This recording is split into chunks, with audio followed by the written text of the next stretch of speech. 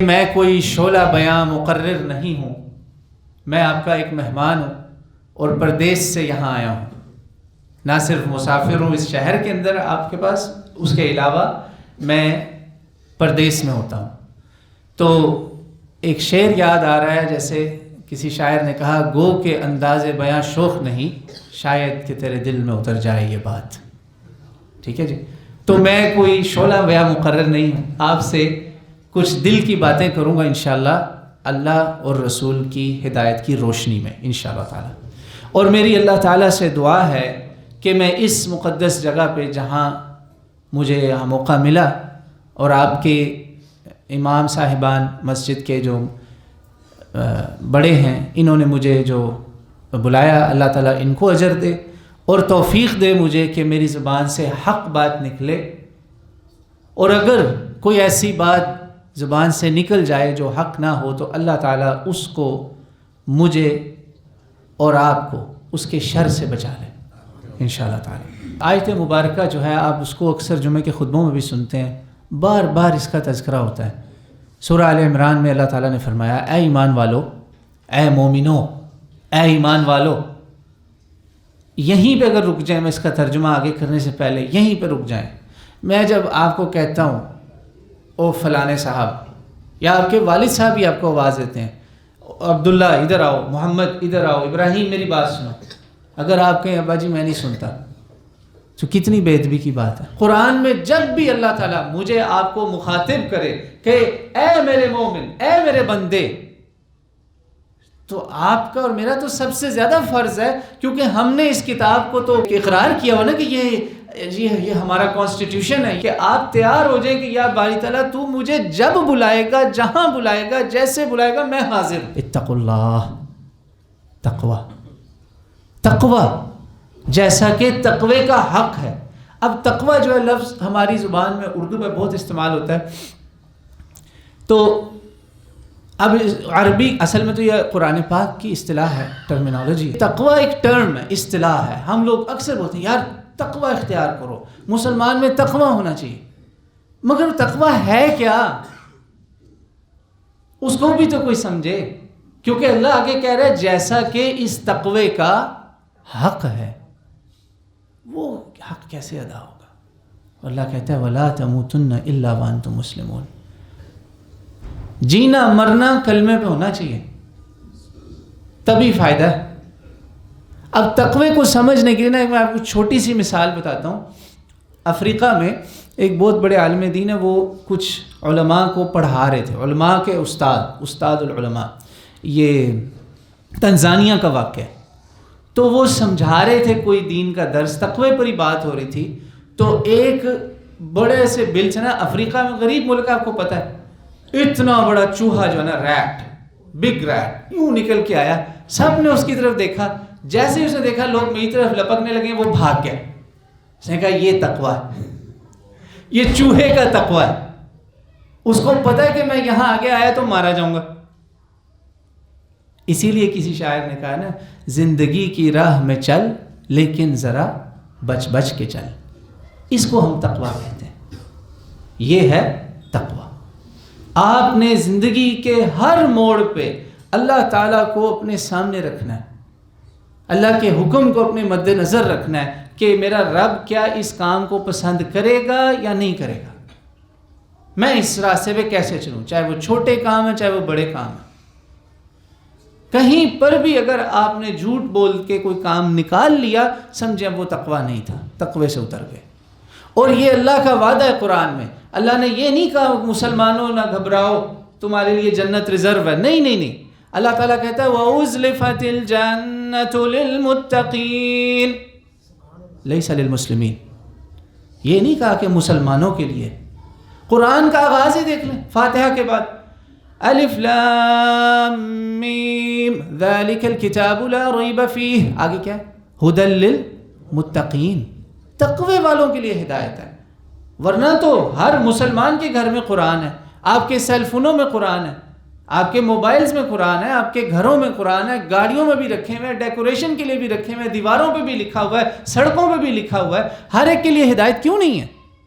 اور یہ قرآن کے اللہ کے کلام ہونے کا ثبوت ہی یہیں پہ کہ بڑے بڑے مسلمان ہیں جنہوں نے قرآن سے ہدایت نہیں لی. اسی لیے اللہ نے کہا ہدی للمسلمین نہیں، ہدی للمتقین، تقوی والوں کے لیے ہدایت ہے. اسی لیے ہمارے آقا علیہ الصلوۃ والسلام نے ہمیں اس ساری بات کو سمیٹ دیا سمجھانے کے لیے، جہاں کہیں بھی ہو نا تم، جہاں کہیں بھی ہو اللہ سے ڈرو، اتق اللہ حیث ما کنت، جہاں کہیں بھی ہو اللہ سے ڈرو. ہمارا ایک بڑا المیہ ہے. میں یہاں یہ بات اس لیے کرنا چاہ رہا ہوں کہ میں باہر کے ملکوں میں نے اپنی زیادہ تر زندگی وہیں گزار لی ہے تقریباً. تو میں نے وہاں جو حشر دیکھا نا، ہمارے جو بچے یہاں پہ پلے بڑے ہوتے ہیں، مسلمانوں کے بچے، تہجد گزاروں کے بچے، وہ بچے جنہوں نے کبھی کسی غیر کے سامنے قمیض نہیں اتاری ہوتی، وہ انسانیت تو کیا درندگی سے بھی بدتر ہو جاتے ہیں. وہ کام کرتے ہیں کہ میں لوگوں سے کہتا ہوں یہ دیکھو میرے ہاتھ جڑے، اپنی بیٹی کسی ایسے کو نہ دینا جو باہر گیا اور اس نے وہاں، اور تمہیں اس میں ذرا سا بھی شک ہے نا، نہ دینا اپنی بیٹی، تباہ کر دو گے. یہ سٹیزن شپ وغیرہ تم نے کیا کرنی اگر تمہارے بچے اگلی نسل ہی کافر ہو گئی. میری آنکھوں کے سامنے مسلمانوں کے بچے، تہجد گزاروں کے بچے خود باپ کو آ کے کہتے ہیں میں مسلمان نہیں ہوں، میں نے نہیں رہنا مسلمان. آپ کیا کریں گے؟ آپ شکر کریں کہ آپ بیضۃ الاسلام میں ہیں. جیسے مرغی نے اپنے انڈوں کو سمیٹا ہوتا ہے نا، بیضۃ الاسلام، آپ اسلام کے گڑھ میں. آپ کو اس کا اندازہ ہی نہیں ہے. بے شمار برائیاں ہوں گی جی، کوئی مسئلہ نہیں، ہوتی ہیں ہر جگہ، اچھائیاں برائیاں ہوتی ہیں، لیکن اچھائی خیر پھر بھی بلاد اسلام میں زیادہ ہے. سارے مسلمان ہیں تو وہ بھی مسلمان ہے، جس نے کبھی نہیں بھی رہنا مسلمان، اس کو رہنا ہی پڑنا ہے مسلمان. وہاں جا کے ہمارے لوگوں کا مسئلہ ہے جی بالکل جیسے حدیث رسول صلی اللہ علیہ وسلم ہے، جیسے میں نے شروع میں پڑھی کہ جہاں کہیں بھی ہو تقوی اختیار کرو. ہمارے لوگوں کا مسئلہ کیا ہے؟ نہ ابا ہے نہ امی ہے ادھر، ہمیں کس کا ڈر ہے؟ ہر برا کام کر رہے. صرف وہ بڑے بڑے اسکولوں کے بچے نہیں، اچھے اچھے گھرانوں کے بچے بھی. اکثریت وہاں جا کے عیاشی، فحاشی، برائی، یعنی کہ جب وہ ڈگری لے کر آتے ہیں جو برقع ملتا ہے اس کے ساتھ تھپے اور بھی لگے ہوتے ہیں. وہ ڈگری گندی ہے. اگر آپ اس کو روحانیت کی نگاہ سے دیکھیں گے تو اس میں آپ کو ہر برائی نظر آئے گی.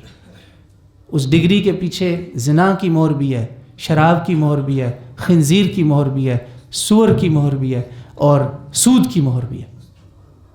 وہ مہریں بھی لگی ہوئی ہیں، وہ کسی نے نہیں دیکھنی. امریکن ایمبیسی کے باہر کھڑے ہو کے اتنے وظیفے پڑھتے ہیں، میں کہتا ہوں یار اس سے زیادہ تو روحانیت والی کوئی جگہ ہی نہیں ہونی. ادھر ہر بندہ تسبیح، وظیفے وظیفے وظیفے پڑھ رہا ہے. کیوں جی؟ امریکہ جانا ہے. ہر بندہ پڑھتا ہے. اور کوئی میرے جیسا داڑھی والا آ جائے تو اس کو کہتے ہیں لو جی داڑھی والا آ گیا، اس کو کس نے ویزا دینا ہے؟ میرے ساتھ ہوا. اسی طرح میں گیا تھا داڑھی رکھ کے، اور مجھے میرے سامنے بندے نے سوچے ان میں گھٹس ہیں، کہا یہ کہ اس لیے یہاں آ گئے، اس کو کس نے جانے دینا ہے؟ اسی طرح داڑھی کے ساتھ ہی میں وہاں گیا ہوں الحمدللہ. بلکہ داڑھی وہاں رکھی میں نے، اس کے بعد میں واپس بھی آیا پھر گیا. تو یہ بات آپ میری لکھ لیں، جو رنگ تقوی کا رنگ ہے نا، یہی رنگ آپ کو عزت بھی دے گا یہاں بھی اور اوپر بھی. کافر بھی آپ کی عزت کرتے ہیں. اللہ کی قسم میں آپ کو سچ بتا رہا ہوں، میں یہاں ممبر پہ بیٹھا ہوں، کافر بھی آپ کے تقوی کی، آپ کے ایمان کی عزت کرتا ہے. اس لیے اللہ کے نبی نے کہا ہے کہ تقوی اختیار کرو، تم جہاں کہیں بھی ہو اللہ سے محبت کرو، اللہ کا ڈر رکھو. محبت کب؟ جب اس کی اطاعت ہو. ڈر کب؟ جب گناہ کا خیال آئے، ڈر جاؤ. محبت اور خوف دونوں کے ساتھ ہے. اسلام جو ہے نا بین الرجاء والخوف، امید، محبت اور خوف کے بیچ میں اسلام. نہ تو بندہ ہر وقت ڈرے کہ میں نے تو جانا ہی دوزخ میں، وہ بھی خطرناک بات ہے، میری تو معافی نہیں. اور نہ ہی اتنا شیر ہو جائے ہاں جی خیر ہی خیر ہے، ادھر ریزرو ہے، جنت پکی ہے ادھر. یہ کس نے آپ کو گارنٹی دی؟ اللہ نے تو نہیں کہا کہ جنت مسلمانوں کے لیے، اللہ نے کہا جنت کس کے لیے؟ متقین کے لیے.